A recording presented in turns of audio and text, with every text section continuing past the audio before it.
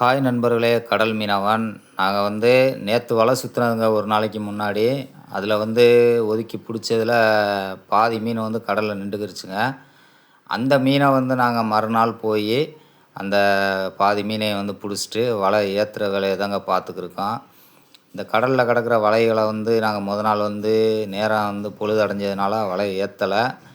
அதனால் மறுநாள் அந்த கொஞ்சம் மீனையும் பிடிச்சிட்டு வலையை ஏற்றிக்கிருக்கோம். அப்பலாம் அந்த வலை சுற்றின வலைகளை பற்றிலாம் எப்படி கிடக்குண்டு. இது பெரிய ரவுண்டாக நாங்கள் வைப்போம். இதை மீனை கிட்ட நெருக்கினதுக்கப்புறம் சின்ன ரவுண்டாயிரும். பாருங்கள், இந்த வலை போயா தெரியுதுல, இது நாங்கள் சுற்றின வலைங்க. இந்த ரவுண்டுக்கு உள்ளதாங்க மீன் நிற்கி.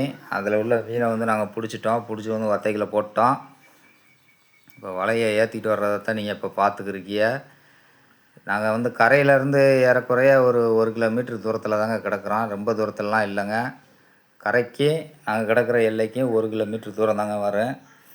அவ்வளோ டிஸ்டன்ஸ்லாம் கிடக்குறோம். ரொம்ப பக்கத்துலாம் கிடக்கும்.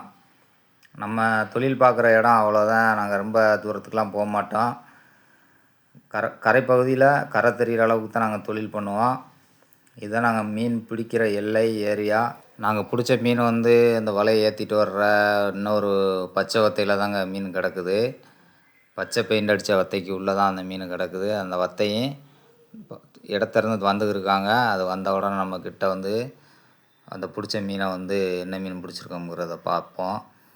நம்ம பிடிச்சிருக்க மீனை அவங்க ஊடகம், ஓரா இது எல்லா மீனும் கலந்தாப்பில் கிடக்குங்க.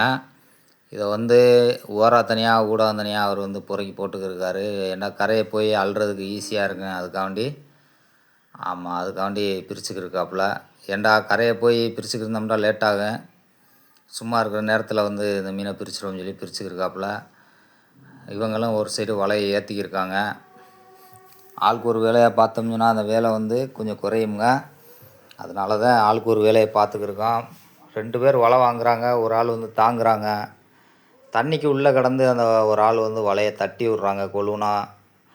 கொழுனா பிடிச்சி இழுத்தோம்னா வலை பிஞ்சிருமுங்க. அதனால தான் உள்நீச்சல் ஓடி ஒரு ஆள் தட்டி விட்டுருக்காப்புல. நீங்களாம் அந்த வீடியோவில் பார்க்குறீங்க, பாருங்கள்.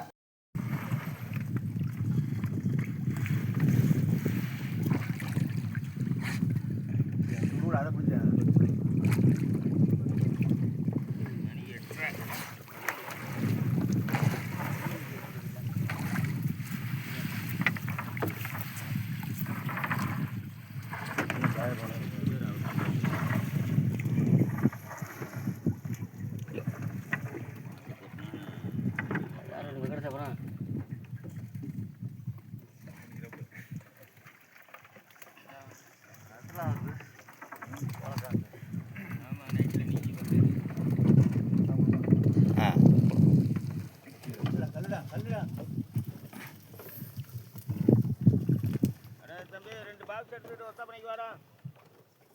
வா.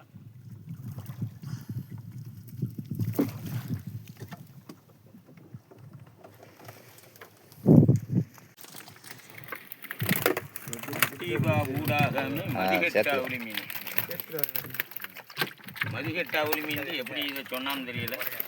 ரொம்ப மதியோட பத்துக்கிட்டு போயிடுது.